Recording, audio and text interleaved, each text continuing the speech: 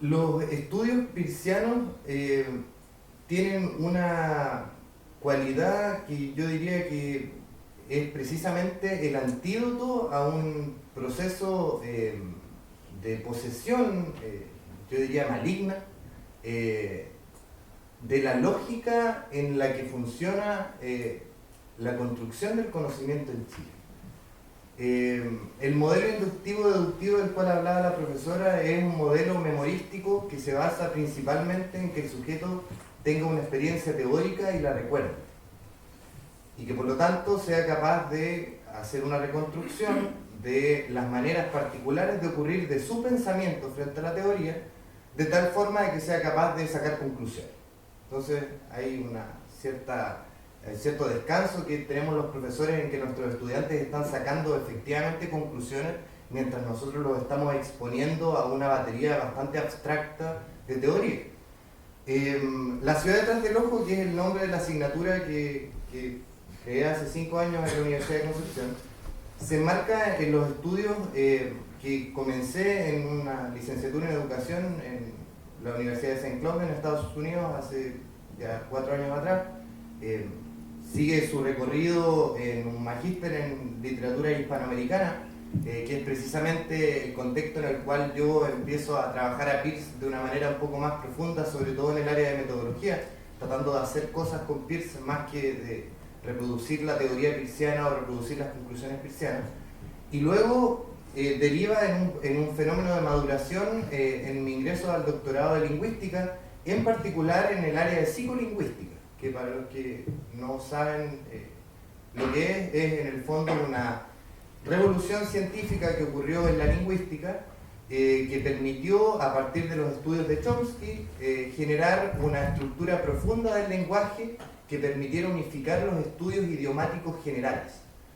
Es decir, poder nombrar aquellas categorías profundas que todos los lenguajes humanos tienen sin importar de dónde vengan. Por lo tanto, estamos hablando aquí de una estructura, podríamos decir, precientífica incluso, y que tiene que ver principalmente con la condición mamífera perceptual sensorial del ser humano. O sea que parece ser que esto que llamamos lógica es un derivado de nuestra experiencia corporal con el mundo. Y ahí, al ingresar a ese fenómeno, tenemos varios problemas porque, de partida, el empirismo es algo que se supone que el racionalismo superó, y lo que nosotros tenemos hoy por hoy como modelo educativo chileno, incluso desde la básica, donde se les enseña sistemáticamente a los niños a olvidar la abducción. Podríamos decir que los niños son sujetos abductivos por naturaleza, tienen una capacidad de sorpresa absoluta. Basta con recordar algunos de los videos virales que uno puede ver, que comparten algunos amigos sobre bebés o personas que están oyendo por primera vez, ¿no es cierto?, con estas pequeñas muelitas, ¿no es cierto?, auditivas, la cara de sorpresa, esa es la cara abductiva. Yo creo que es la cara del sujeto que está experimentando la realidad por primera vez y está maravillado porque está tratando de encontrar en su experiencia pasada, o desde el punto de vista de la psicolingüística, está buscando en su memoria aquellas cosas que le permiten reconocer ese signo que está delante. Entonces, la abducción no, a pesar de que la abducción aparece dentro del fenómeno científico como una relevación de Aristóteles, porque en el fondo lo que estaba haciendo Peirce era revisar a Aristóteles nuevamente, revisar el Organón, que yo les recomiendo a todos ustedes que si están estudiando, sobre todo los que están estudiando arquitectura, son textos imprescindibles que montan la base para lo que vamos a entender después por ciencia moderna. Y él, revisando esos textos, descubre una pequeña categoría silogística que él describe que pasó al olvido. Esa categoría silogística Aristóteles la llama apagogué, y es una categoría que se resuelve en que el pensamiento humano tiene 3 modalidades de ocurrir. La primera modalidad es la modalidad inductiva, que tiene que ver con la experiencia de primera vez, ¿no es cierto?, que es cuando, por ejemplo, un niño o una niña experimenta ver a un gato por primera vez, ¿no es cierto?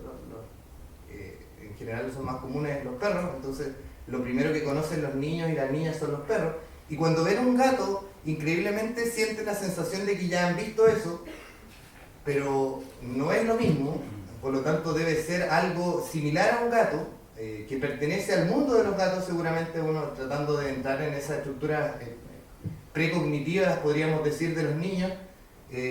Esa primera experiencia es lo que nosotros llamamos inducción, que tiene que ver con el sujeto enfrentado a un caso particular con la exigencia mental de tratar de entender, de tratar de razonar y comprender. Por lo tanto, podríamos decir que una de las funciones que descubre Peirce con respecto al pensamiento es el razonar.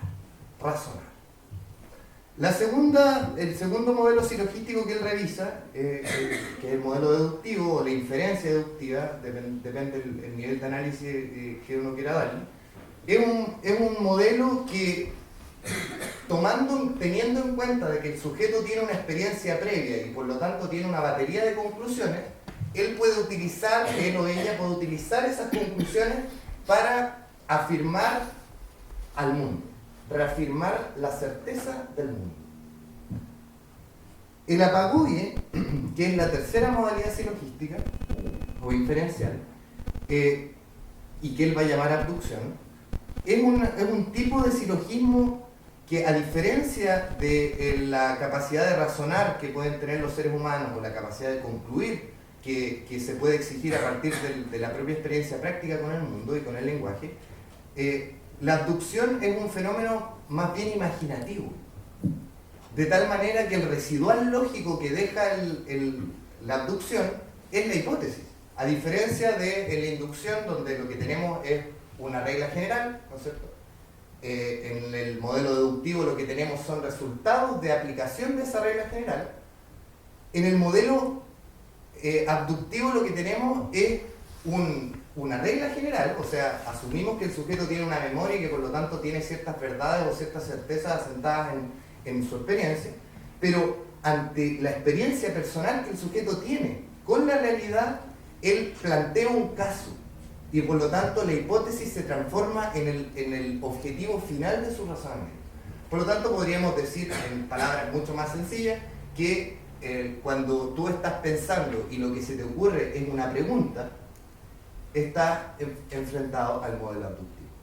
Ahora bien, yo particularmente soy profesor de poesía, soy profesor de literatura, mi formación tiene que ver principalmente con el estudio de la vanguardia latinoamericana y en particular con los vanguardistas argentinos,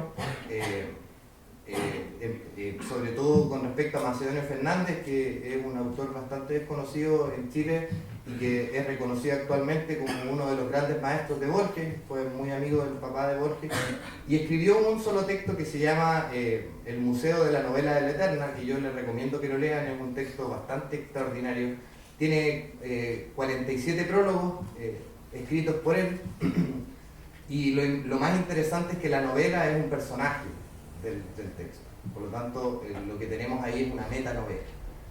Esto va a ser relevante cuando les explique la siguiente parte, porque en esos estudios de vanguardia aparece frente a mí la posibilidad de diseñar una asignatura de comprensión textual para la Universidad de Concepción que tuviera la exigencia de poder ser impartida para estudiantes de cualquier carrera. Para un profesor de lenguaje que está acostumbrado más bien a hacer clases de teoría lingüística o de teoría literaria o en los casos más excepcionales de teoría de la comunicación, que yo diría que es lo más complicado y lo más vinculado a la semiótica, es muy difícil tratar de generar un marco mediante el cual yo me asegure de que mis estudiantes, después de hacer el curso, van a comprender mejor. La comprensión textual, que a todo esto ha estado bien en boga en los diarios en el último tiempo, porque bajamos este año nuevamente los niveles de comprensión textual, es en el fondo, si lo queremos traducir en términos prácticos, que lo que está pasando en Chile es que la gente no cacha. O sea, que la cachativa es lo que está enfermo. Tenemos un problema en la lógica. Entonces, el diseño de una asignatura de comprensión textual debiese hacerse cargo del problema de que los estudiantes no están cachando. Y lo más interesante de todo esto es que las asignaturas que tienden a solventar ese problema y a resolver ese problema institucionalmente en las universidades tienden a ser asignaturas excesivamente teóricas, donde lo que se enseña en el fondo es una alfabetización académica, enseñándole a los estudiantes cuáles son los textos argumentativos, ¿no es cierto?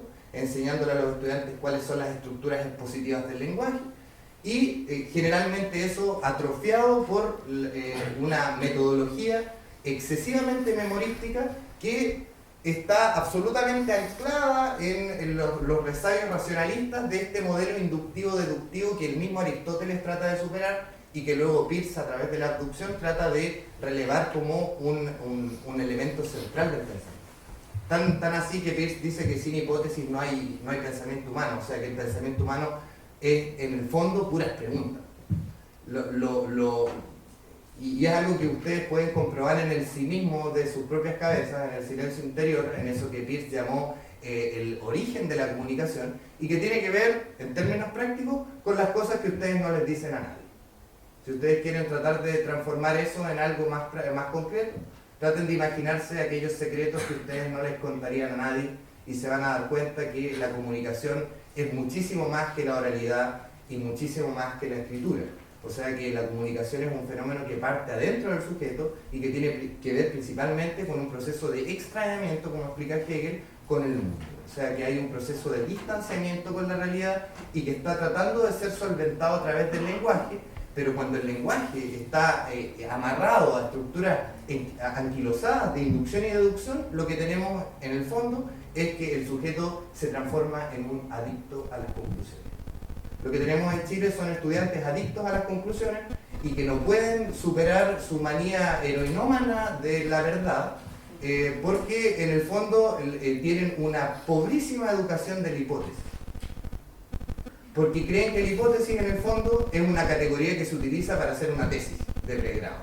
Y se vienen a entender que la hipótesis es importante generalmente cuando están en quinto año, ¿no es cierto?, resolviendo un problema de investigación que generalmente a todos nosotros nos queda muy grande y no sabemos acotar los problemas de investigación, y eso tiene que ver principalmente porque no sabemos sintetizar hipótesis. O sea, no sabemos resumir a todas esas preguntas a una sola pregunta. No podemos transformar varias preguntas en una pregunta. Bueno, esta asignatura que se llama La ciudad detrás del ojo es una asignatura de filosofía del arte, donde lo que yo hago es hacer un recorrido del lenguaje, y sobre todo de las teorías lingüísticas, pero a través de un proceso de interacción del sujeto con el arte.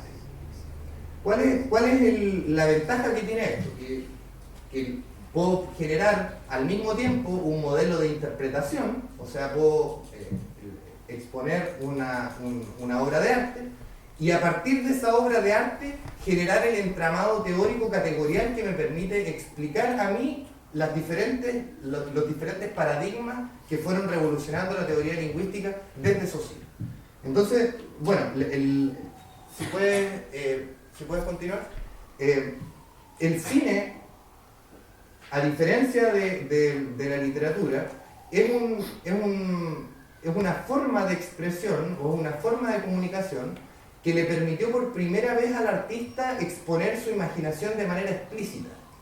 La literatura requiere de nuestra mente como caja resonadora, ¿no es cierto? Cuando ustedes están leyendo una novela, seguramente aunque lean la misma novela, todos se van a imaginar caras diferentes. Y seguramente las caras de esos personajes van a tener que ver con las personas que ustedes conocen que se parecen a esas. O sea, es bastante increíble cómo se va produciendo un fenómeno de rememorización o reactualización de la memoria al leer. Pero lo que ocurre con la aparición del cine es notable, porque por primera vez podemos ver la figuración, que es el fenómeno más importante, yo diría que de la imaginación, que es la capacidad de articular una imagen, la capacidad de articular una escena, podríamos decir, desde la teoría teatral, o la capacidad de articular una hipótesis, o una manera particular de ocurrir de la realidad. Quiero explicar un poquito esto, que tiene que ver con el siguiente proyecto en el cual nos metimos con la profesora Mónica Belli, que es una profesora de lingüística, de psicolingüística, que es mi maestra en el doctorado, y que tiene que ver con la creación de un videojuego RPG que tenga el formato similar a Final Fantasy, a ver cómo estoy viendo que las generaciones, a ver, similar a Pokémon, ¿no es cierto? Ahora con todo el revuelo de Pokémon Go, y que generara un plano donde los textos que yo le mostrara al estudiante aparecieran en un contexto pragmático. No sé si se le puede poner play, el video dura 1 minuto, debe tener un play por ahí abajito. Les traje una cápsula de 1 minuto para que ustedes puedan ver cómo estamos creando un mapa virtual de la universidad donde se va a poder jugar un juego de lógica que tiene el principal valor de generar la escena de la Universidad de Concepción en 3D isometrizada. La idea es generar un campus virtual isometrizado, o sea 3D, no es un dibujo, sino que es algo que existe espacialmente dentro del mundo virtual, donde los estudiantes de la Universidad de Concepción se transformen en ayudantes de la Biblioteca Central. Pero la Biblioteca Central está sufriendo la pérdida de su memoria y se le están olvidando partes de sus libros, y por lo tanto lo que tiene que hacer el jugador es reconstituir los libros o los títulos o los párrafos que faltan en función de la síntesis y de la hipótesis. Afortunadamente este proyecto ha crecido bastante y está en este momento en beta.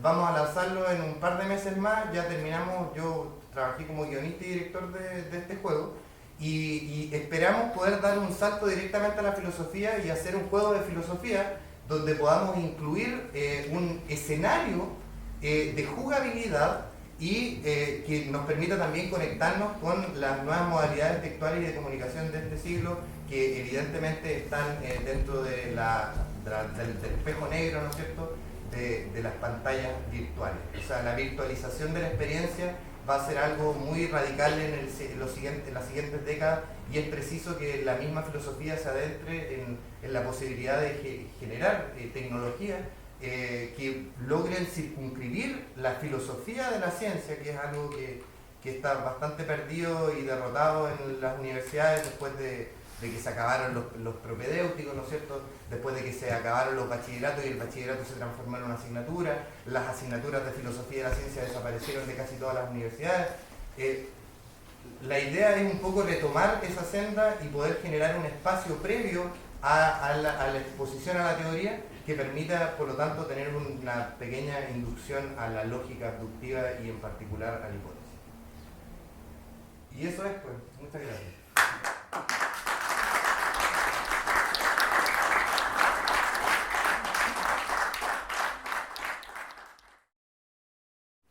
Bueno, tenemos entonces algunos minutos para hacer preguntas, diálogos, debatir, ¿no? Lo que se considere más conveniente. Yo solamente quiero comentar algunos elementos. Si planteáramos esa idea de una especie de régimen escópico que hace de paraguas, ¿no?, en estas presentaciones, ¿qué posibilidad hay de leer eso en el registro persiano, ¿no? O sea, ¿es posible hablar de escópica, de visualidad en el registro persiano, ¿no? Parece que para Peirce, ¿no?, el signo no era más que una ecuación, ¿no?, posible de traducir en un lenguaje, ¿no? Lo que ustedes están planteando es casi una dimensión que está más allá de ese lenguaje, y desde luego de ese lenguaje estructuralista, que por supuesto no es el caso, ¿no?, ustedes lo han dicho muy bien, sino que una suerte de zona poética, una zona estética, ¿no?, una zona que está más allá de lo que aparentemente nos informa el signo. Me gustaría hacer algunos alcances antes de tratar de dar algunas coordenadas que pueden ser a lo mejor sugerentes y que tienen que ver con ese territorio más allá que tú nombraste y que yo lo llamo la dimensión meta del lenguaje. no por nada existe antes de la palabra física, en la palabra metafísica, una connotación de que hay una expansión del sujeto frente a la realidad. De hecho, yo creo que el sexto sentido unificador del pensamiento del primate abstracto lampiño que somos nosotros, ¿no es cierto? Que ocurrió en algún momento una revolución en el primate que le permitió recordar de más, ¿no es cierto? Eran monos muy contemplativos. Repentinamente uno de los monos se quedaba pegado mirando un árbol o seguramente se quedaba pegado mirando un pájaro, ¿no es cierto? Y de hecho ahí están las primeras sugerencias de Saussure de que el sistema vocálico fue un sistema de imitación de primates a aves, y que probablemente el origen de las vocales y el origen de la A se asienta en la primera observación de los lemúridos a pequeños pajaritos que recién estaban haciendo la primera música de la Tierra, y que de ahí en adelante ha habido un desarrollo de la fonética y del fono que permitió en algún momento la aparición de las vocales, de las consonantes, perdón. La aparición de las consonantes es algo bien misterioso dentro del mundo de la lingüística. No se sabe muy bien cómo fue que de un sistema vocálico pasamos a un sistema vocálico consonántico. Lo que sí sabemos efectivamente es que el sistema vocálico nació antes. Es más, sabemos que la A es la vocal más pronunciada de todos los idiomas de toda la humanidad en general. O sea que si hacemos un recuento de observación fonológica a nivel mundial, en tribus incluso, y en diferentes idiomas, nos vamos a encontrar con que la A es el gran fono. A la A, seguramente la A tiene que ver con el sol. Ahí podríamos hacer podríamos filosofar un poquito sobre el origen vocálico. ¿Por qué estoy haciendo esta explicación? Porque yo creo que el origen de la semiótica se remonta a la manera en cómo se fue configurando la mente en la naturaleza. El origen de la mente en la naturaleza es algo bastante especial. Es más, las primeras mentes seguramente ocurrieron en el agua. Tenemos casos emblemáticos bastante conocidos y estudiados, y en particular la psicolingüística igual trata de hacerse cargo de eso en sus experimentos con resonancias magnéticas, que tienen que ver con que los delfines, las ballenas, los elefantes han desarrollado un sistema de lenguaje animista, o sea, que reconocen el concepto de funeral, ¿no es cierto? Tienen la noción de extrañar a los muertos, que es algo que el resto de los animales no tiene en ese nivel. Aparece justamente ahí, que va a ser una relación con lo que dijiste hace un rato, que tiene que ver con la marca, y que es la aparición del nombre, el nombre propio.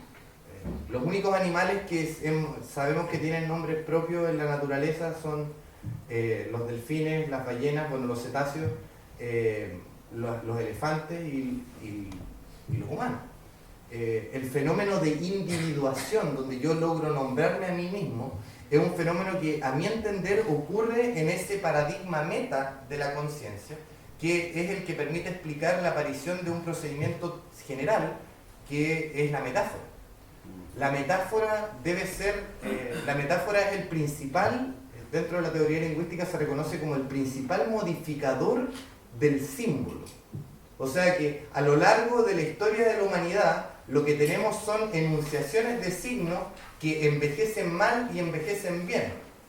O sea que la manzana, por ejemplo, que es un símbolo emblemático de Occidente, ha sobrevivido gracias a una reproducción que pareciera ser como una especie de sexualidad de la mente humana, que ha permitido que se vaya regenerando ese signo y pueda transformarse en un símbolo. Entonces, por lo tanto, podríamos decir, y que por eso Saussure es tan importante las especulaciones que él tenía con respecto a la vida del signo, a que los signos envejecían, que los signos tenían una vida.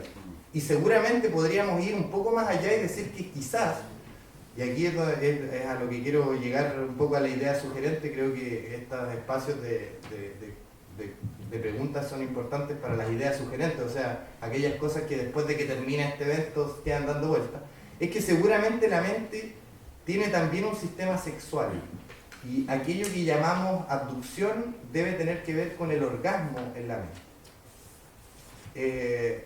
Es difícil negar la idea de que el arte es una ciencia del espíritu. Es muy difícil negar esa idea. hay algo en el arte que yo creo que ahí es donde trato de responder tu pregunta sobre la figuración. Que yo creo que hay que tomar a Peirce y tratar de hacer expandir la teoría peirciana como fenómeno de somatización del sujeto. O sea, que el fenómeno de somatización de la realidad, o cómo el sujeto absorbe con sus sentidos y luego genera transformaciones lingüísticas o transformaciones sígnicas o simbólicas, es el proceso base mediante el cual los sujetos nos comunicamos. No se explicaría de otra forma las frases, por ejemplo, de hoy que esta persona es súper ácida o tiene un carácter muy amargo o es muy dulce. ¿Por qué utilizamos los sabores para hablar de las personalidades de las personas? Del carácter de una persona. ¿Por qué utilizamos esa metáfora? ¿Por qué cuando algo nos parece que es sospechoso, hablamos de que huele mal? O sea, ubicamos la putrefacción como un fenómeno. Y es seguramente una gran educación de los sentidos que generó una síntesis de la memoria que permitió la aparición de la imaginación y de la figuración, o sea, la capacidad de que el mundo se creara internamente a través de un ser humano con los ojos cerrados. O sea, podemos crear un mundo con los ojos cerrados. Y esa posibilidad humana de figurar, yo creo que Peirce la vio en la medida en que entendió que la comunicación partía en el sí mismo. Y ahí hay una parte que yo creo que es importante de Peirce que tiene que ver con los estudios del sí mismo, o sea, con los estudios de aquella voz interior que todos tenemos resonando adentro de nosotros y que no sabemos finalmente cómo se resuelve la educación de las preguntas o la educación de las hipótesis, cómo van avanzando las hipótesis adentro de nuestro cuerpo. Bueno, perdón por la extensión, pero me emocioné. Quiero abrir la palabra a la audiencia. En esta reflexión sobre una trayectoria, ¿no es cierto?, del pensamiento lógico que se da desde Aristóteles, se menciona Aristóteles, ¿no es cierto?, hasta Peirce, me llama la atención esta, no sé si llama la omisión de alguna manera, pero esta distancia, podríamos decir, de la instalación del racionalismo en la teoría peirciana. Entonces, esta misma trayectoria que ustedes han descrito de alguna manera desde Aristóteles salta a la lógica cartesiana hasta llegar a Peirce, y al mismo tiempo denota esta condición de un alejamiento del racionalismo dentro de esa lógica peirciana. Bueno, ese debate entre empirismo y racionalismo debe ser el debate universal entre si confiamos en la experiencia personal o si desconfiamos de nuestra propia mente, que yo creo que es algo que todos hacemos cotidianamente por el solo hecho de no saber cuál es la función que ésta tiene en la naturaleza. Tenemos que recordar que la ciencia moderna se funda sobre la filosofía de la naturaleza. Isaac Newton era un empedernido estudioso de los alquimistas y en particular fue uno de los más importantes traductores de Hermes Trismegisto, lo cual implica elijo ese ejemplo por ser un ejemplo paradigmático de cómo la ciencia se revoluciona o cómo se produce la revolución científica, que es algo que en particular Peirce resuelve en el mismo lenguaje de Descartes, yo diría. Yo diría que lo interesante de Peirce no es el hecho de que contradiga a Descartes, sino que completa el esquema cartesiano inductivo-deductivo de la experiencia comprobable con algo que nosotros los chilenos podríamos llamar la tincá. ¿No es cierto? En Chile tenemos una palabra para la abducción, es bien entretenido eso, ¿eh? De hecho, podríamos hacer algo ahí con la palabra tincá, porque la tincá en el fondo es el momento abductivo cotidiano donde no tenemos idea de por qué hay un impulso interior, ¿no es cierto?, fantasmagórico, espiritual, divino, no sé, epifánico, podríamos darle montones de nombres dependiendo de las sensibilidades particulares de cada uno, pero es un momento en el cual el sujeto siente que tiene una conclusión, pero no tiene cómo comprobarla. Peirce se conmueve a los 15 años con esta idea. Peirce a los 15 años estaba pensando en la tincá, o sea que habían cosas que le ocurrían a su mente que él sentía como conclusiones, pero que no tenía cómo comprobar. Entonces, la pregunta es, ¿dónde meto yo eso en un modelo cartesiano? Lo descarto. O sea, el racionalismo no tiene cómo absorber la tinca. Entonces, lo que hace Peirce es recompone el pensamiento occidental hasta llegar a Aristóteles y descubre que Aristóteles había hablado de la tinca. Y descubre que Aristóteles había resuelto que existe una modalidad del pensamiento, o sea, una modalidad de inferencia, una manera de ocurrir de la mente que está hecha para diseñar preguntas, que está hecha para el cuestionamiento y para la duda, donde el sujeto puede llegar a un lugar, pero ese lugar sigue siendo inestable.